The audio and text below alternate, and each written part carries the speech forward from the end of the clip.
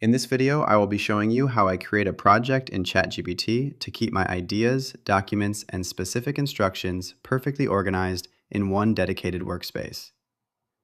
I'm starting right here on the home page, and to begin the process, I'll move my cursor over to the sidebar on the left and click on the New Project button. This immediately opens up the creation window where I can define the scope of my work. I'll type My Project into the name field to give it a clear title, and then click the Create Project button. Once the dedicated project page loads, I'll navigate to the top right corner of the interface and click the three-dot menu icon to select Project Settings. This is where I can really customize the look and feel of my workspace.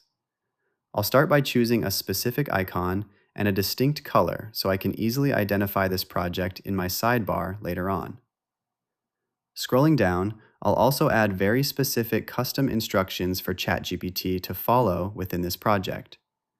For example, I'll tell the AI to avoid using em dashes and to always maintain a friendly, conversational tone in its responses.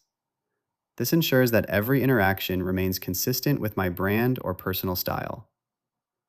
After I've double-checked my settings, I'll click the Save button to apply these rules. Now that the workspace is configured, I'll move down to the message bar at the bottom, click the plus icon, and select the option to add photos and files from my device. I'll navigate to my folder, select my PDF document, and click Open to attach it. Once the file is visible in the chat, I'll type a prompt like Summarize the file and click the Send icon. In just a few seconds, ChatGPT will process the document and generate a clear overview while strictly following the tone and punctuation rules I set earlier. This project feature is a massive help for staying organized and maintaining a consistent workflow. If you found this walkthrough helpful for setting up your own projects, please consider liking the video and subscribing for more quick AI tips and tutorials.